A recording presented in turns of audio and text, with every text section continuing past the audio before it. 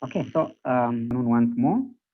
Last time, if you remember very well, we had, I think we had talked about electric potential. We talked about electric potential difference. Maybe let me start from electric potential. We said that electric potential basically is the work that is done per unit charge in moving a charge from one place to another within the region of an electric field.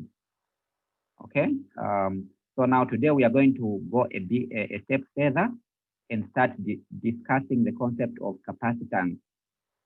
We are going to start discussing the concept of capacitance. It's a very, very interesting lesson. I can promise you that. Okay, so let us get started. What is capacitance? What do we mean by capacitance? Okay, so the word capacitance comes from, it actually comes from the word capacity. Okay, so the capacity to do what? So basically the capacity to hold, when we are talking about capacitance, then we are talking about the capacity to hold charge. The capacity for an arrangement of conductors to hold charge for a given potential difference or for a given applied potential. So, for instance, consider these two are metal conductors.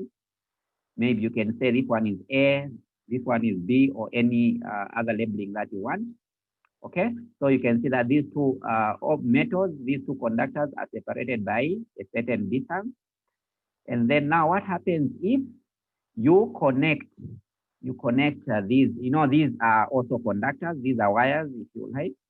What happens if you connect these two conductors to the terminals of a battery like that?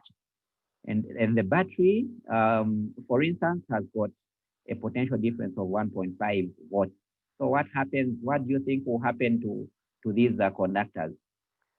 So what will happen is very simple. Because these are conductors and you have applied a potential difference, it means that the electrons will, the charge will move.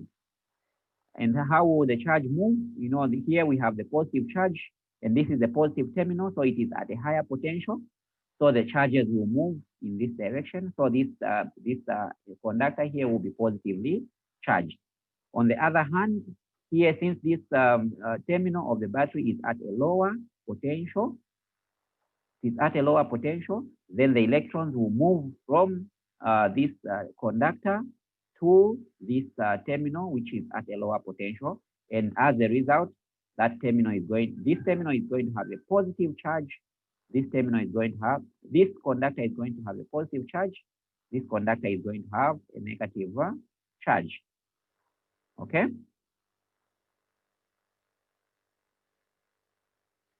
Okay, so in short, we are saying that the charges will flow until the right conductor's potential is the same as the positive side of the battery. Okay, so this conductor will be at the same potential as this, and this conductor will be at the same potential as that. We have already explained that point. So that in the terminology of electricity and magnetism, we say you are charging the capacitor. You are charging the capacitor. Why? Because you have applied a potential difference, and hence you are accumulating some charge on these conductors. Okay, so now the question is that how much charge is needed to produce an electric field whose potential difference is 1.5?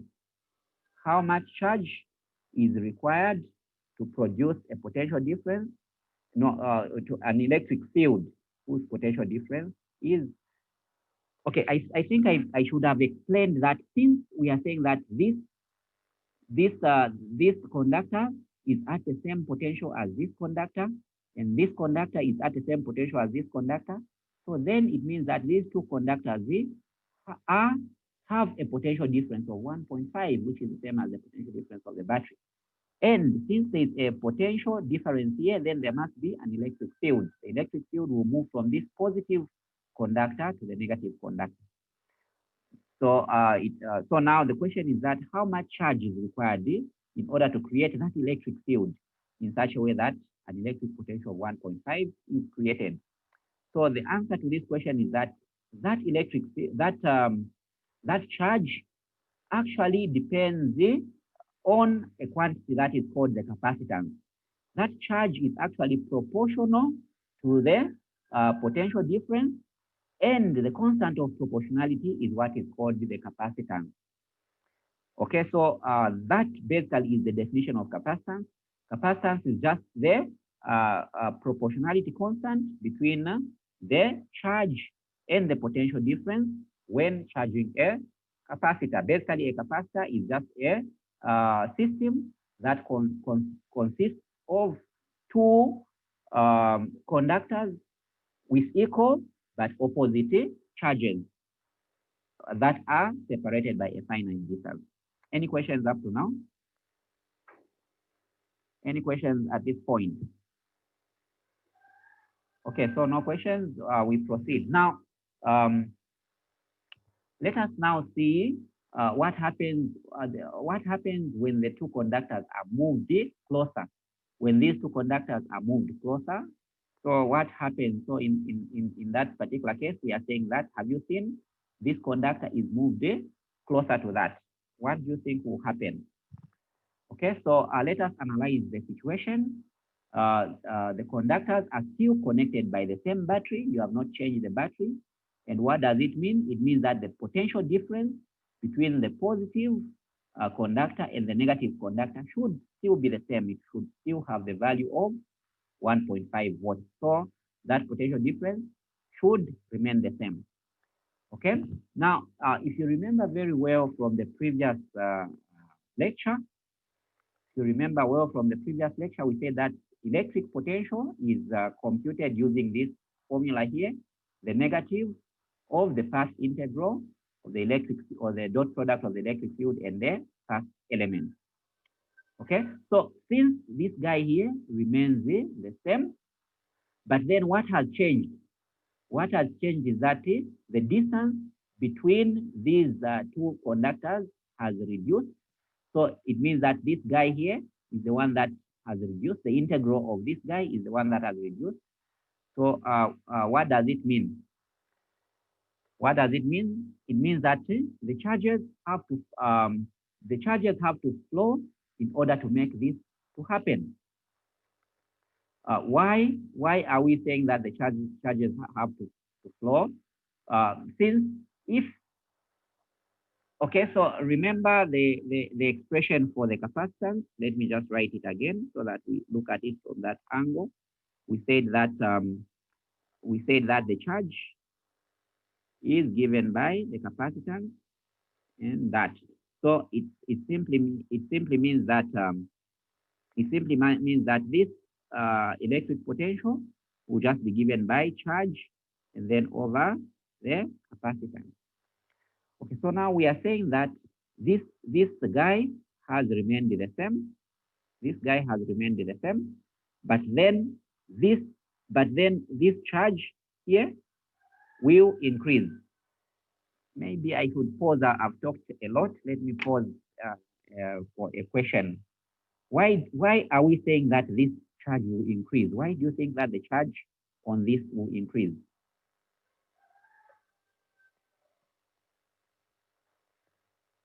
Is the question clear? No, sir. Huh? Hello? Okay, yes, Mr. Mpakati. You can say something, please.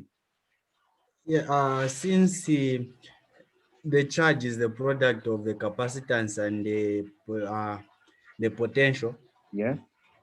So which means if the distance there reduces, meaning the two charges will hold more charge and the capacitance will increase. So meaning the charge will also increase since it's the product. Okay. So come again, you're saying that the charge is the product of these two, yes? And then Yes. that is the first point. The second point? Yes.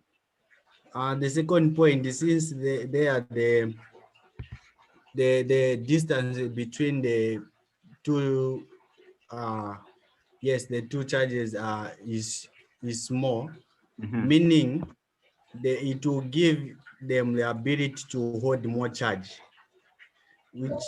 But what do you mean? That's the question. Why is it going to give them the ability to hold more charges? What analysis have you taken into consideration?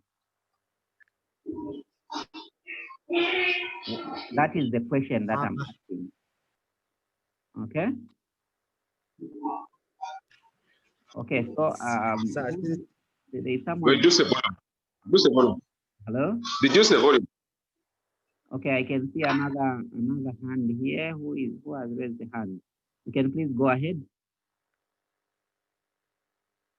Yes, sir. I think the charge will increase because of the electric field. You know that the electric field depends on it is inversely proportional on the distance. So since the distance is decreasing, the electric field will increase. And then the electric field. Just pause there, sir. So no, there's a brilliant thing that has come. So if we reduce the separation distance here, since the electric field, you know, from what we have learned, that's a very, very important point. The electric field is inversely proportional to the distance. So we have this over r squared. So it means that the distance has reduced. So it means that you have reduced this. It means that this guy will actually increase. So it means that the electric field, it increases. Good. You can please continue. Okay, so now when the electric field increases, we know that the electric field is directly proportional to the charge. So that makes the charge to increase as well. Okay, so that makes, so since we say that the electric field, if in this equation, if the electric field increases, you know, the electric field is proportional to the charge, it means that the charge also increases on these two plates. That is a very brilliant explanation. So if the charge now increases on these two plates, so we are now saying maybe I should make capacitance. So the bigger question is that what happens to the capacitance? So from this equation, capacitance, you know, it will be given by Q over V. So this guy, remember the voltage, the potential difference has remained the same, but then the charge has increased. So what do you think will happen to the capacitance? The capacitance will also increase because, you know, the charge here has increased, but this guy still remains the same. So the capacitance equally increases. So what does that mean? It simply means that the capacitance of a capacitor depends on the geometry. Remember, if we had this, the separation distance of these two plates, which are making up the capacitor, of these two conductors that are making up the capacitor, if the distance is more, then the capacitance will be less. If the distance reduces, then the capacitance will be more. So this is illustrating that it is actually talking to the fact that the capacitance depends on the geometry of the conductors. Okay, so this is just basically what we are saying. This guy remains constant, and then this guy increases. What does it mean? It means that this guy will increase as well. Okay, so now let us look at this. Now, what happens? What happens if we replace the small conducting spheres with a large conducting plate? So you see now, instead of putting those small spheres here, we have put the conducting plate here. So what do you think will happen? So if you do that, it means that the plates can now hold a lot more charge because they have got a larger surface area here. So it means that they can hold a lot more charge. And then if they do that, what is the implication? Okay. What is the implication? If it means that the capacitor will go up. Since you know that capacitance is basically equal to the charge over the electric potential. So if the charge increases, it means that the capacitance also increases. So all these things are telling us that the capacitance depends on the geometry, the shape of the conductors that are used. Okay, so in this diagram here, I have a picture of a capacitor. So this is the way a capacitor looks that can be used in an electronic circuit. So this capacitor, you can see that it has got some circular plates. It means that in the construction of this capacitor, it has some plates inside of it. Although the dimensions, you can see the dimensions are very small, but the fact of the matter is that it has these two plates inside. And then we are going to discuss a little bit more on what is put there. So there's some material that is put in here, in between the plates, in order to increase the capacitor. Okay, so now let us discuss a little bit more on the theory before we come to how the capacitors are connected and so on and so forth. Let us discuss a little bit more about how we solve the capacitance. Okay.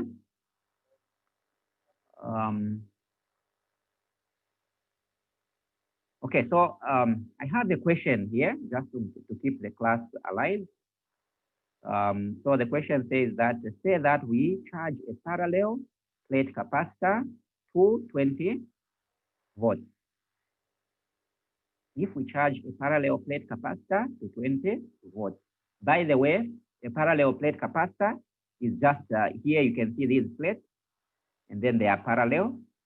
I wish that we could see them in 3 dimensions, but basically you have a configuration that okay, I think I have a diagram where we are going to see them better. But then if you have a parallel plate capacitor and then it is charged to 20 volts, then you disconnect the battery. What happens to the charge and the voltage? What happens to the charge and the voltage? Anyone?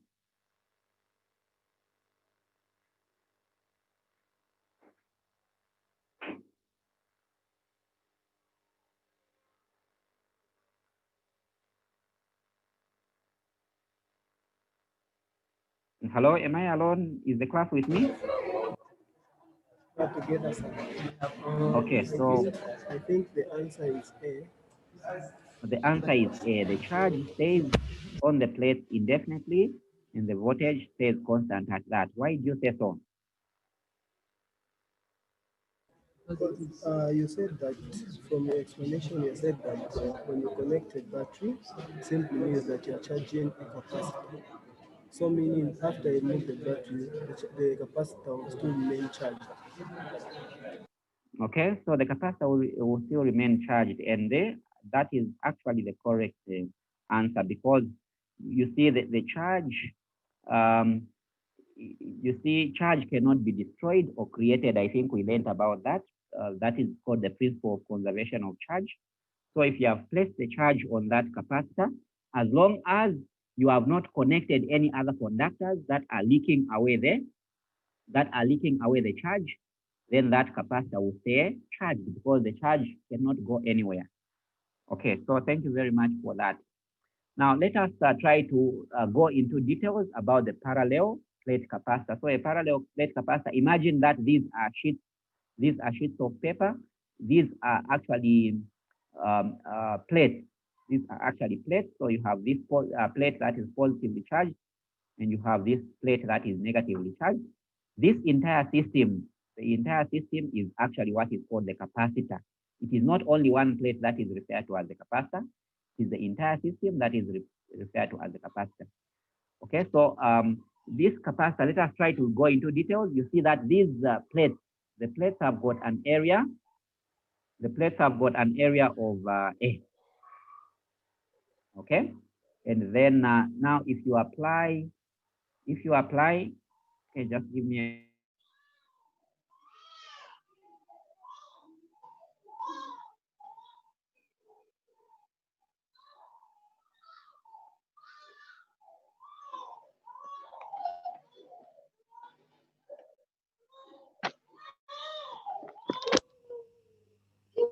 okay, hello? Hello? Yes, sir, we're together. Okay, so these plates have got an area of A, And then they are separated by a distance of d. The distance from here to here, we are saying that it is d. And then, you know, what is the direction of the electric field? You know, electric field always it emanates from the positive charge. So in this case, this is the positive charge, and then it sinks into the negative charge. So this is the correct direction of the electric field. Okay, and then which one is the area? Remember, when using Gauss flux theorem, you must identify the area through which the electric field is passing. So you can see this is the area. Here, the electric field is actually at right angles. The electric field is actually perpendicular to the area. So what does it mean? It means that the area vector, remember the area vector is also perpendicular. So this area vector is actually in the same direction as the electric field. So if we use the Gauss flux theorem, remember Gauss flux theorem, it says that the epsilon naught and then the surface integral, this is the surface integral of the electric field, must be equal to the total charge that is enclosed. So you can see that since the electric field and the area vector are parallel to each other, it means that the angle, the theta, is equal to what? What is the theta in this case? 0. So since the theta is equal to 0, it means that cos 0 will be equal to 1, and you know how to proceed. I'll skip some of the steps. So basically, this side, the Q, the charge that is enclosed by this Gaussian surface. This is the Gaussian surface. You want to find the charge that is enclosed is Q. And then if you evaluate this side, you have this epsilon naught that is here. And then you have the electric field, which is a constant. So you put it out of the integral, and then it is here. Remember, the theta is equal to 0, so you don't need to worry about the cos theta. And then A, what does A represent? A represents the area of that plate. Okay, so so now why are we interested in finding the electric field? Remember, electric field is the one that is going to give us the electric potential. Maybe let us go step by step. So after we find this relationship that is here, now we need to find the potential difference. The potential difference between these two plates. It means that it is just the potential of this positive plate minus the potential of the negative plate. From the last lecture that we had, we learned that the potential is calculated using this formula. Now, what is this electric field? What is this electric field? This electric field, if you want, you can find it from here. You say that the electric field, this is the electric field that is in this region here. It can be given by Q and then over Q over epsilon naught and A. Now you see that Q is a constant because it is the charge that is on this plate. Epsilon naught is a constant. The area is also a constant. So what does it mean? It means that this electric field is a constant. So basically what we are doing is that we are just removing the electric field, which is a constant. I write electric field, and then I integrate this ds. So this ds is just, remember, ds is a path. This ds is line integral, the path from here up to here. So the ds is just a small element of that path. Okay, what are the limits? The limits are from 0 here, and then up to what? Up to d. So the limits are from 0 up to d. So if you work out this this integral, you just find out that the potential, which is here, is just equal to E times D. This is the potential difference between these two plates.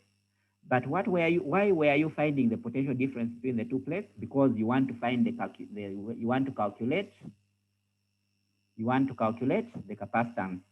And you know that capacitance is given by the charge over the electric potential. Remember, electric potential, you have computed it as that.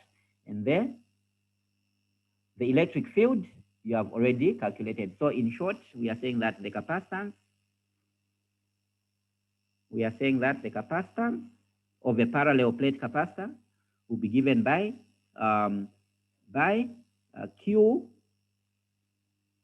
over V. And then this V, you know, this V that is here, can actually be written as this V. We have already seen that it can be written as E, and then a D, and then we have over Q there. Now this E can be written as this, what we have written here. So if you substitute this E there, you substitute for what we have there, then basically you find this is the expression that we have. We have the capacitance is just given by epsilon naught times the area over D. And this is actually the expression for a parallel plate capacitor, which is just in free space. Here we have not put anything, just air. It is filled with air here. Okay, so what does it mean? This epsilon naught is a constant that you know it has got a value that is known. It can be found in any standard physics book. This area here is the area of the plate. Then this D is basically the separation distance there. Okay, so what does it mean? It still means that you can see that the capacitance depends on the geometry. The capacitance depends on the geometry. Okay, so what does it mean? If you increase the area, the area of these plates, then you have increased the capacitance, because the capacitance is directly proportional to the area. If you reduce the separation distance, meaning that you make the D very, very small, you bring them closer together. If you do that, then again, you increase the capacitance. So, so far, you've seen from this calculation that we have done that there are two ways in which you can actually increase the capacitance of a parallel plate capacitor. Any questions so far? Any questions?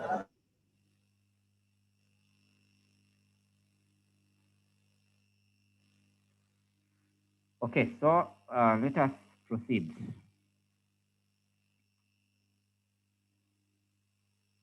So we have discussed the parallel. Mr. Senyinzai, you have a question?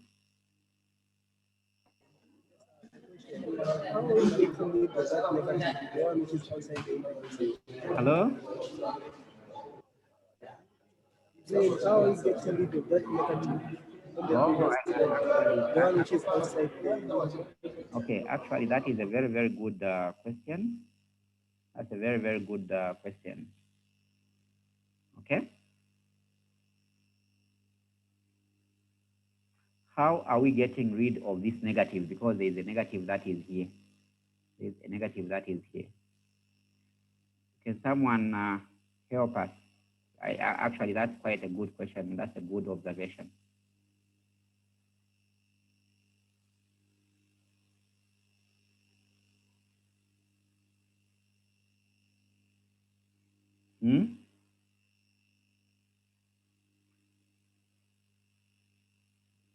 Okay, so let me assist. I think I'll try to remove this for now. So what coordinate system do you want to consider in this diagram? So we consider a coordinate system with the origin here, with the origin at the positive plate and the x-axis going in this direction. Are we together? So are we together, Mr. Sinyinza? So this is your coordinate system. So the x-axis in this. So what is this? This is x is equal to what? At this particular point, x is equal to what? X is equal to 0, because this is the origin. Pardon? I can't see writing, sir. Okay, you can't see what I'm writing. Sir, I can't see what you're writing. It's stuck on the same screen. Are you able to see something here? Are you able to see anything? Huh? No.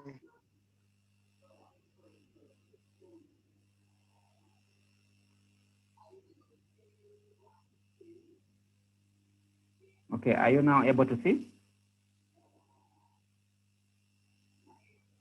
Are you able to see now? Hello?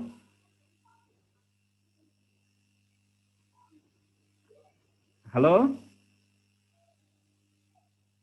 Class, are you with me?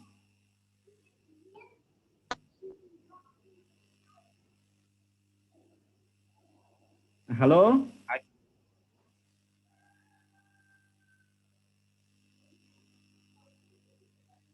Hello?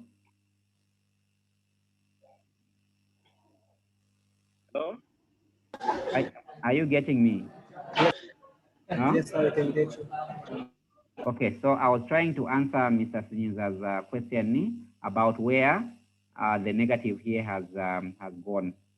So what I was trying to say is that let us try to construct a coordinate system. So in this coordinate system, we will assume that this is the origin here, okay? And then this is the x-axis in this direction. So this is my x-axis. So at this particular point, x is equal to what? Here, x is equal to what? X is equal to what?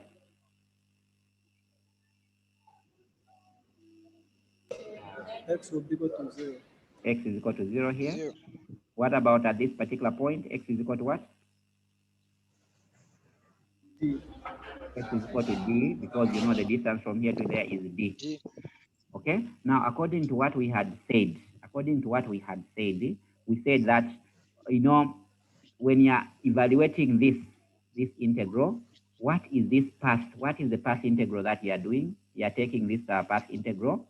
Have you seen? This is the line integral from here up to here. So what is the lower limit? You are starting from what? What is the lower limit? You are starting from 0. D, So here you are starting from D, and then you are ending where? What is the minimum value that you have? 0. What's the final value? 0. So actually, this integral you are integrating is from D up to 0. So when after you have done, so it means that this one, it will be E, and then you have this ds. Okay, this ds, you know, when you integrate it, it will just be s, and then from 0, from D up to 0. Then there is a negative that is here. Now, can you see how the negative is disappearing?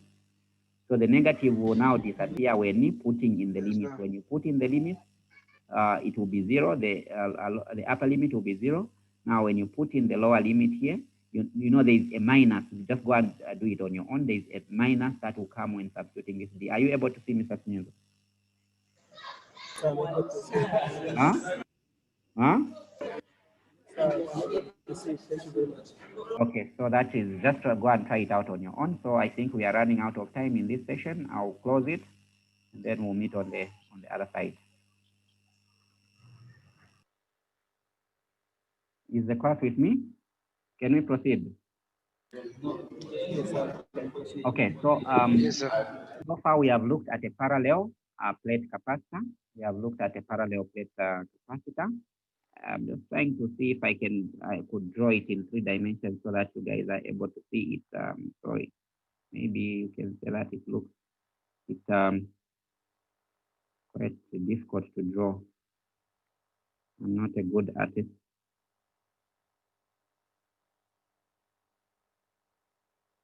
Okay, so maybe you'd want to. These are the plates. They look like paper, and then so we are saying that if this is a positive, this charge, this thing is positively charged, then you have this one negatively charged.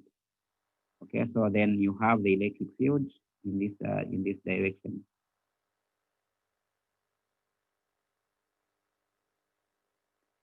Okay, so you have the electric field in this direction.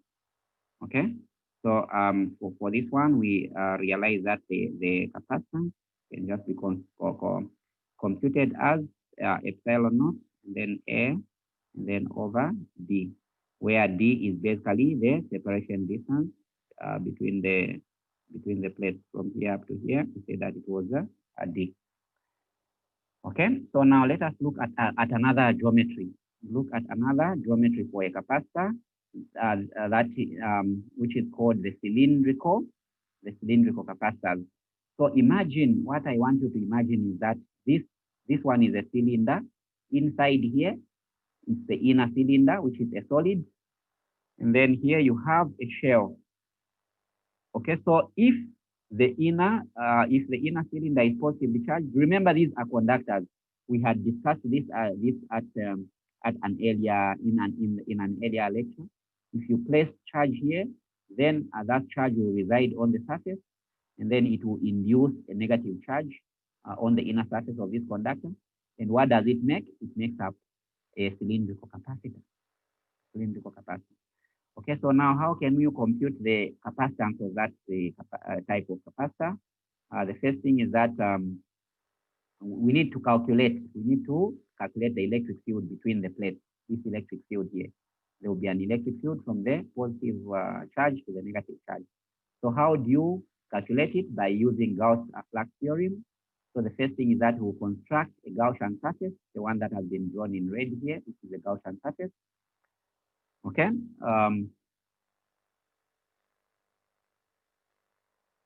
So this is Gauss flux theorem. I'm sure you are now becoming very familiar with it. So the electric field and then the dA. This dA is basically this is the area just at the surface of the Gaussian surface here. Okay. So we are saying that the area vector, you see that, can you see that the area vector will be in the same direction as the electric field, because at this area we have a perpendicular, the perpendicular component, the normal to this area will be in the same direction as the electric field. So we can see that theta is equal to 0. So you can do those calculations that we usually do. So you arrive at the charge that is enclosed. So this is the charge that is enclosed within this Gaussian surface here, must be equal to epsilon naught, the one that is here. And then this, we have just evaluated the electric field and the area. Now, what area is this? We are talking about the surface area of a cylinder. Remember, surface area of a cylinder is just 2 pi RL. So we are saying that this is epsilon naught, which was here, the electric field here, and then this surface area is basically 2 pi RL. And then you can make now the electric field subject to the formula by dividing through by the appropriate term here, epsilon naught times 2 pi RL. You calculate the electric field here, and then you compute it like that. Okay, so why are you computing the electric field? Because you want to find the capacitance. You want, after computing this electric field, can someone tell me what is the next step? Remember, our target yet is to find the capacitance. So after computing the electric field, what is the next step? Someone to tell me? We should find the potential difference. Huh? We should find the what? Come on. Potential difference. Very good. Potential.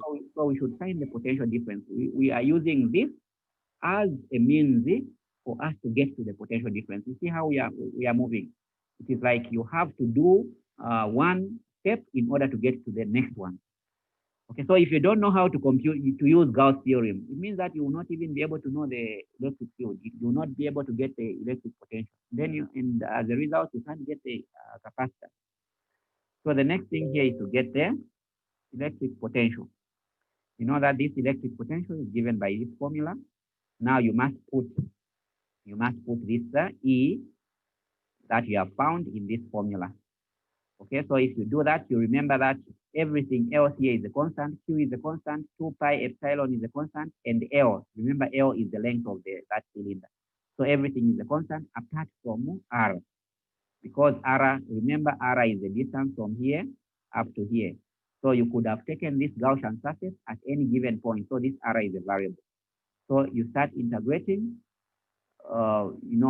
this expression that you have here, it will just be like that. And what are the limits?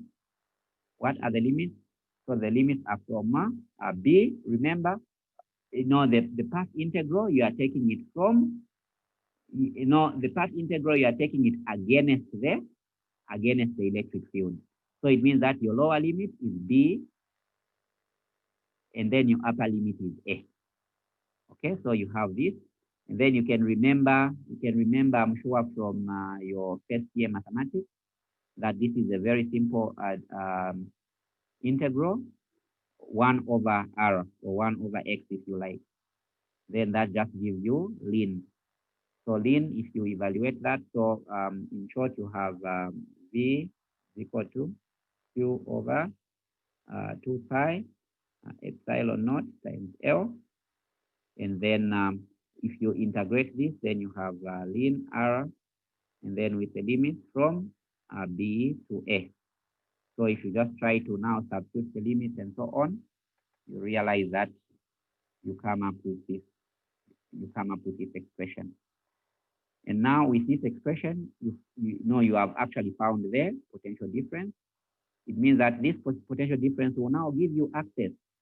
It will now give you access to the capacitance, because you know capacitance is just basically Q, which is the charge that is on the capacitor, and then over the potential difference, which is the V, which you have already calculated. So when you put all these things there, you have your expression for the capacity. Okay, so I must mention that these derivations are quite very important. You guys are supposed to know them, because someone can ask you to just derive the capacitance of a cylindrical capacitor.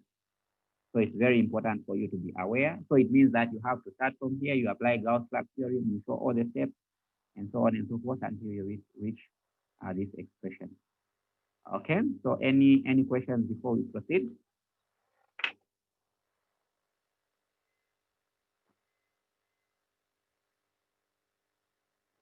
Any questions?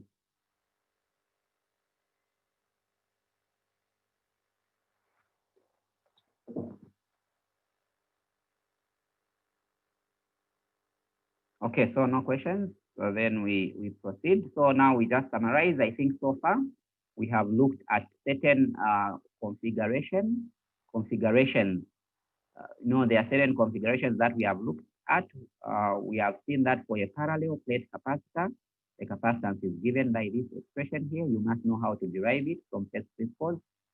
And then we looked at the cylindrical and nested capacitor, of which we have derived the capacitance as being given by this expression. You must know how to derive that expression.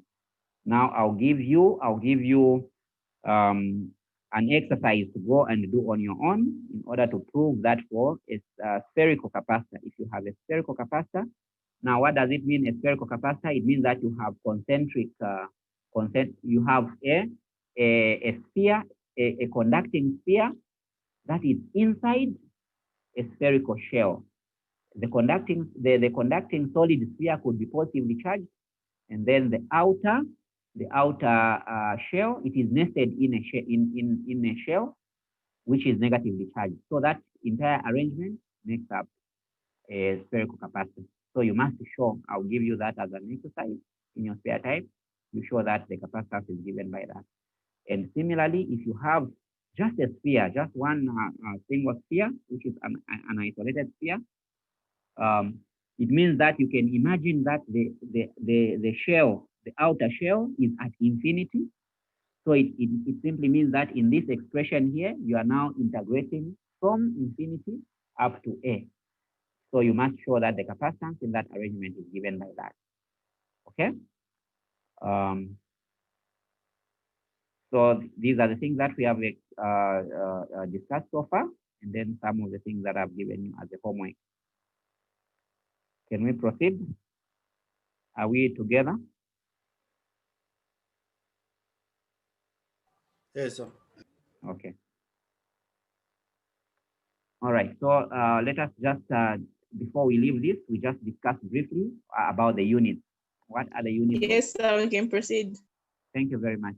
Thank you so very much. So what do you think are the units? I'll give, we have an exercise here just to kind of bring in some discussions so that I'm just not talking alone. So what do you think are the correct units of capacitance?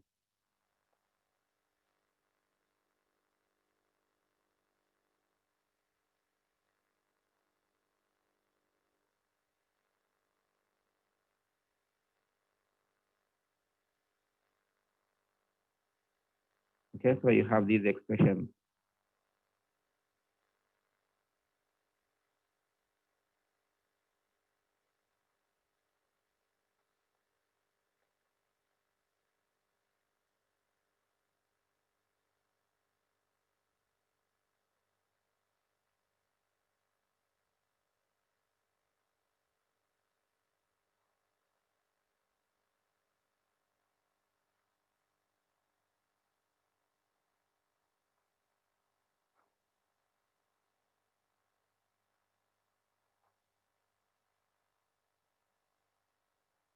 Okay, so I'll leave you thinking about it. I'll leave you guys thinking about it. Or anyone who has got something to say. You would want to think about it, right?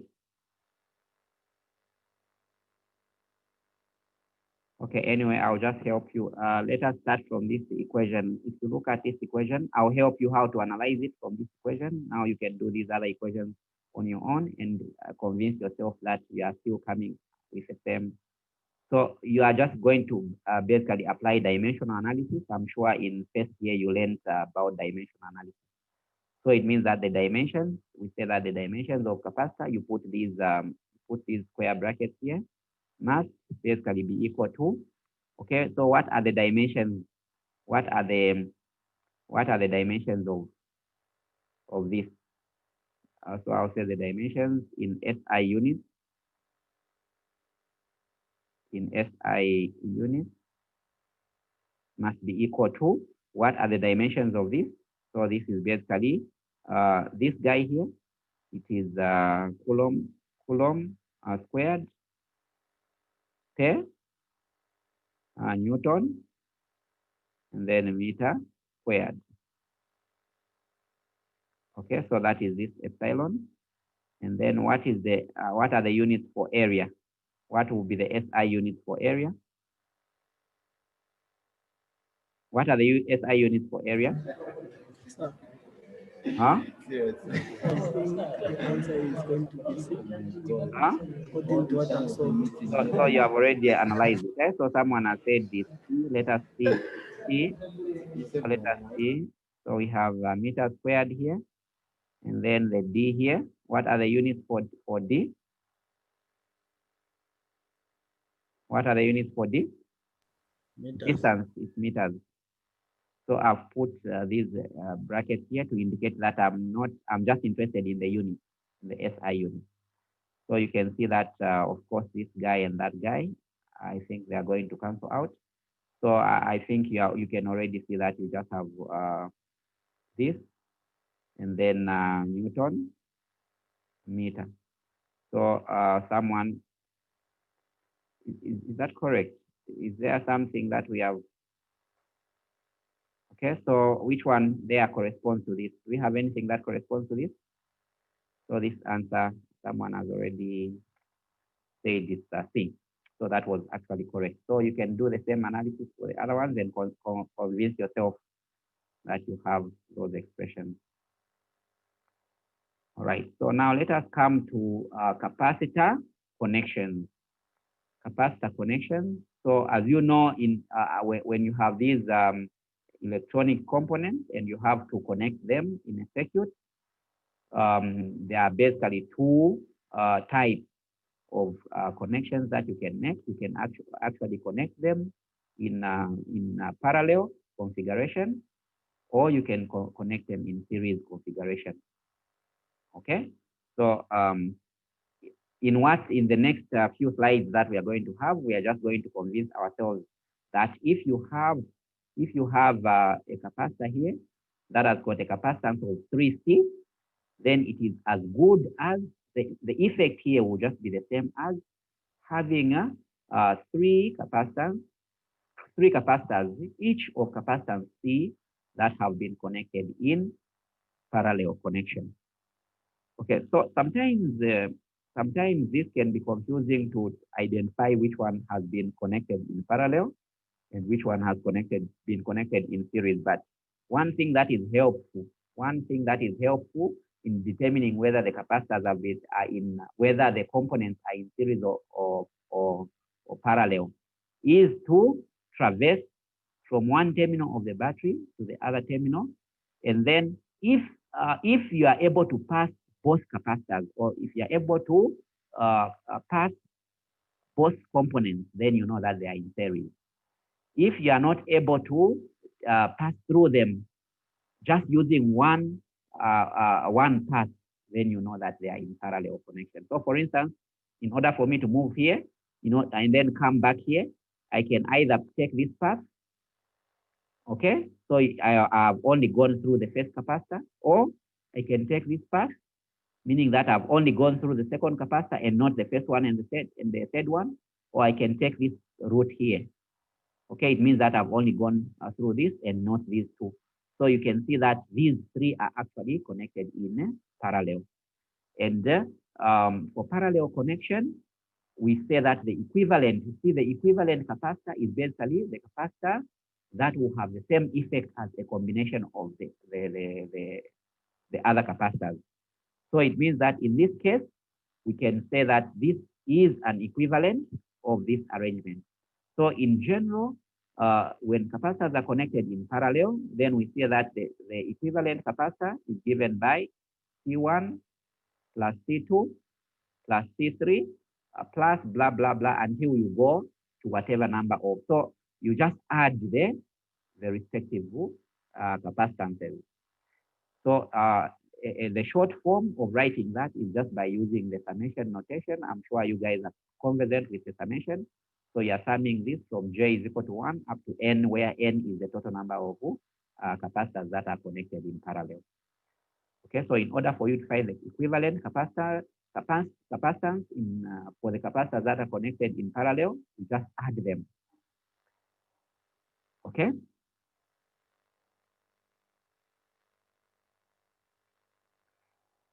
Okay, so there's something that I want to explain before we leave this. So if you have, let us say you have this capacitor, it's C1, C2, and C3. I'm just labeling this. You can see that what is the potential difference? The potential difference that is across all the capacitors is the same. So it means that V1 must be equal to V2 must be equal to V3. Very important. It just must be equal to V, which is the potential difference here, as long as the capacitors are in parallel. Now, then what is V1? What is V1? What is this V1? V1 will just be equal to Q1, the charge that is accumulated on that one, over what? Remember, I know that capacitance is just equal to Q over V. So it means that V, this V, if I make it subject to the formula, it will be Q over C. So I can say Q1 over C1. Are we getting the point? Are we getting the point there? Yes, sir. Okay. So the point that I'm trying to make is for any components that are connected in parallel, then the potential difference across them will be the same. The potential difference across them will be the same. So from this formula, I can write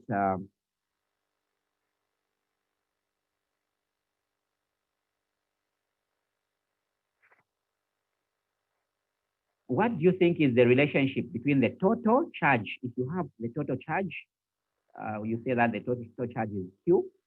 What do you think is the relationship between Q1, Q2, and Q3? What is the relationship?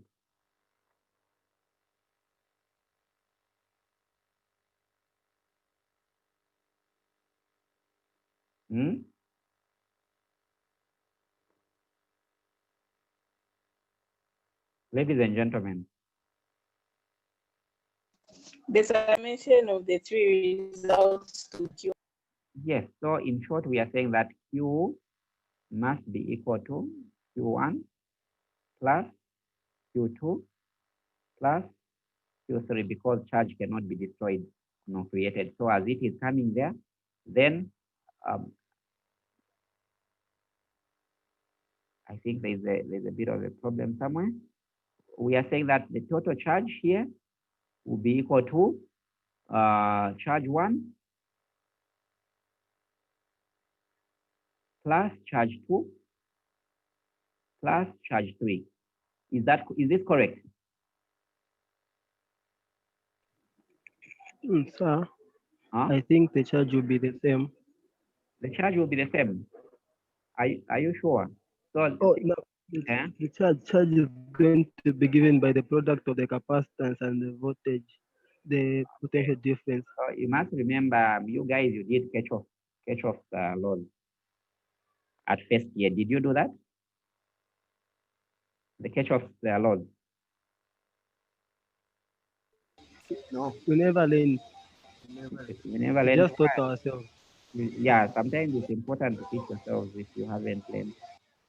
Okay, but the thing is that this should have been learned in first year. Anyway, the thing is that if you think about it as water, I like thinking about making an analogy between charge, the way charge is flowing, and the way water is flowing. So you see that the charge that is passing here, if you consider this point here, it means that the water, or the water that is coming here is actually dropping here. The water that is coming here is dropping here. So this is the total charge. So it means that the total charge here, it will just be a sum of all these charges that you have here.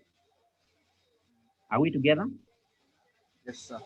Okay, so then you say that from this equation here, it means that the total capacitance that we are calling the equivalent capacitance will just be equal to the total charge over the potential difference. Remember, the potential difference is the same for all the capacitance.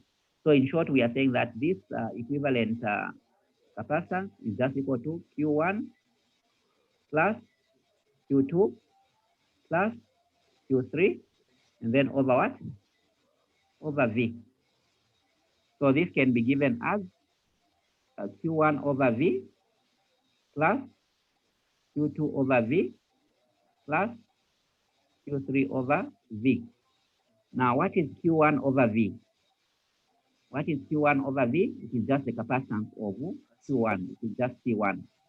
So this is just C1 plus what is Q2 over V? It is just C2. And then this is just C3. So you can see that the equivalent capacitance will just be a sum. We are just trying to convince ourselves it's just a sum of the respective capacitors. I'm now going to give you an exercise. Of course, it has been explained very well in the notes here. I'm going to give you an exercise. Okay, maybe let us try to do it together. So you can see that these capacitors are connected in series, because in order for you to move from one plate, one terminal of the battery to the other, you can pass through all of them. So they are connected in series. So what is the total capacitance? How do you compute the total capacitance? Okay, so you know that now here what is very important to note is that the same charge is passing. What is important to note is that Q1 is equal to Q2 is equal to Q3. Very important if you are in series. So the charge is the same. Okay, so what is V1? V1 is just equal to Q1. Remember all these charges that we have drawn must be equal to a common charge, because you see the same current is passing through there. So V1 can be written as Q1 over C1. V2 can be written as Q over C2. V3 can be written as Q over C3.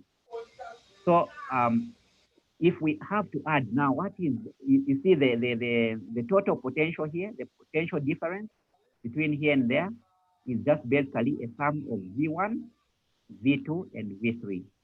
So here we are saying that the total is equal to V1 plus V2 plus V3.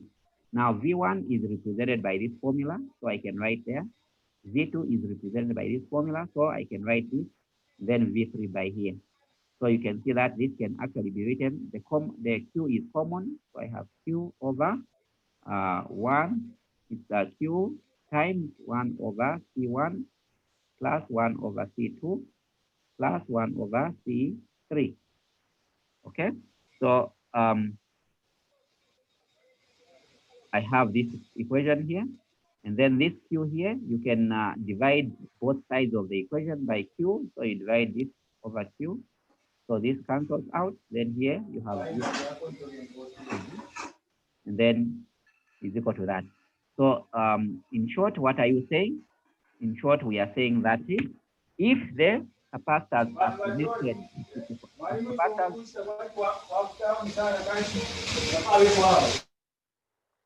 if the capacitors are connected in series, it means that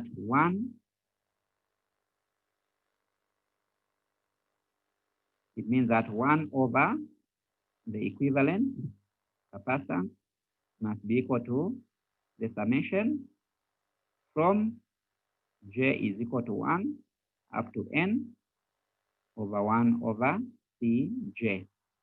Okay, so this is just to say that 1 over the equivalent must be equal to 1 over C1 plus 1 over C2 plus 1 over C3 and so on and so forth.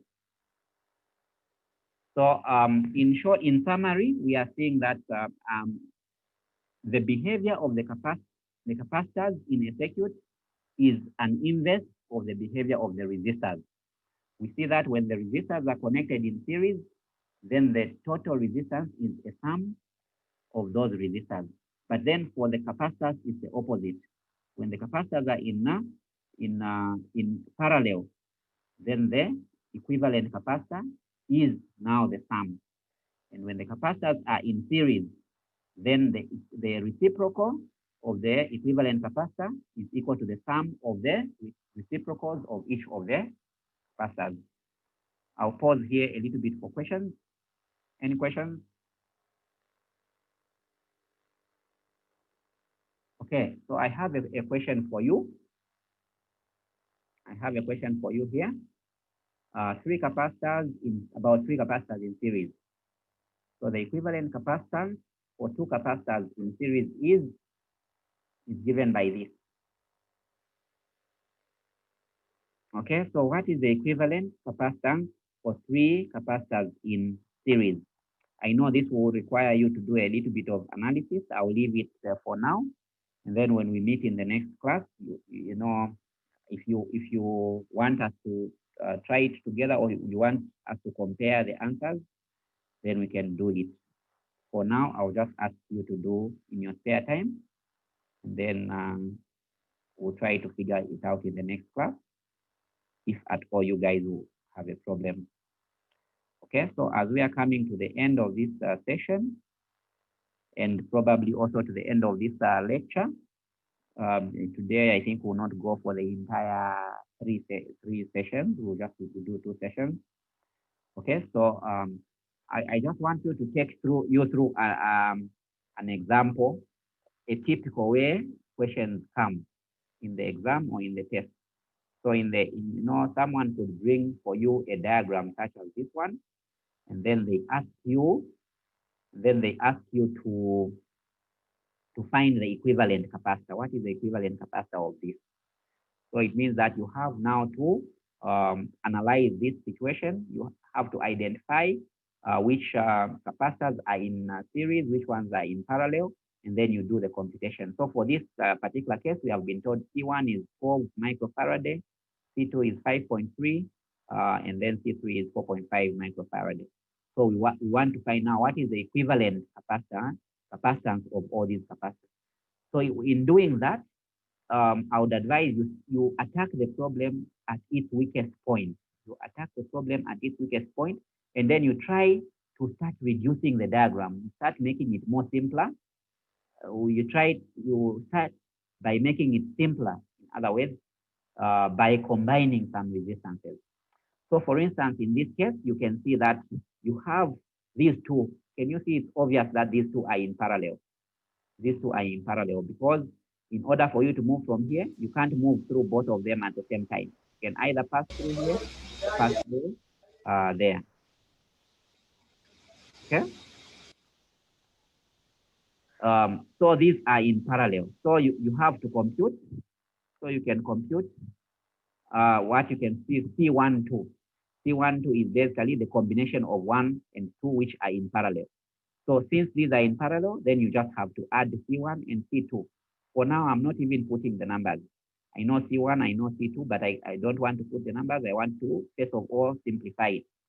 So after I combine, I calculate the C1, 2, then I can draw another diagram.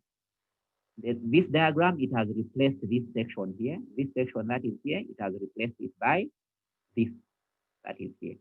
Okay, so you are simplifying this diagram. So everything else is the same, but this one is the equivalent of these two that were initially in series. And now you see that now this, in what kind of connection are they, these guys now? What kind of connection? Is it series or parallel? Series. It's series. So now it means that this guy here that you have computed here, you have now to combine it in series with this one here. Okay, how do you do it? You have now to find, you know that this C123 is now the equivalent capacitor of all these. Okay, so you say 1 over that equivalent must be equal to 1 over that, and then plus 1 over this. Okay, so you draw another, what you call an equivalent circuit diagram, where this thing that I've circled here, you now combine it into one. So you can see now that you have, this one can be computed, then you can put the value here, and then this one you already have it, then you can actually calculate what this is. So basically, when you are asked to find when you are asked to find the equivalent resistance or the equivalent capacitance, it involves this analyzing the diagram, identifying, attacking it from its weakest point. What is its weakest point? The ones that are more obvious. And then you start combining them until at the end of the day, you just remain with a very simple diagram with one capacitance that is called the equivalent capacitance. Any questions?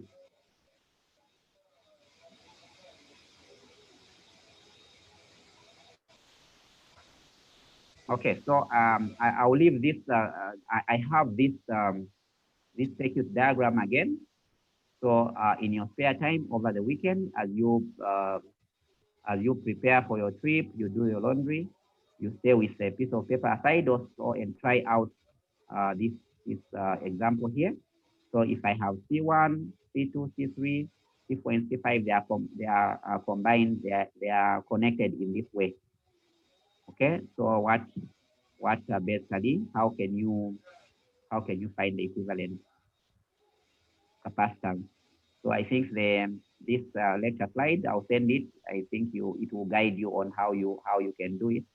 So you can see these, what kind of connection are these? You start from the weakest point here. What kind of connection is this?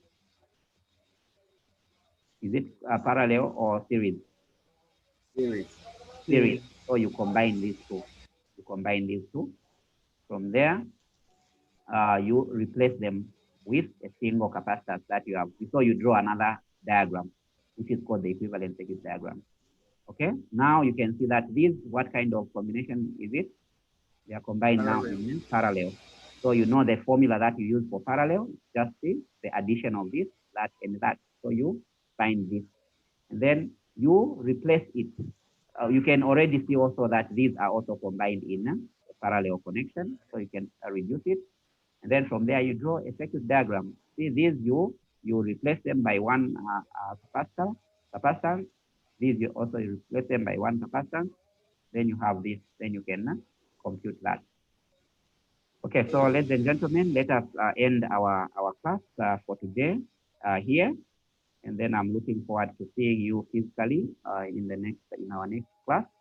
In the meantime, just be put over the weekend, we may have an assignment to be handed in early next week. Thank you very much. Unless there are any questions, contributions, or comments, before we close the class. Okay, so what we had agreed last time, remember, is that the second week of you reporting, we must be writing a test. So just keep that in mind. The second week of reporting, we are having a test. So just keep that in mind. Thank you very much, and enjoy the rest of your day.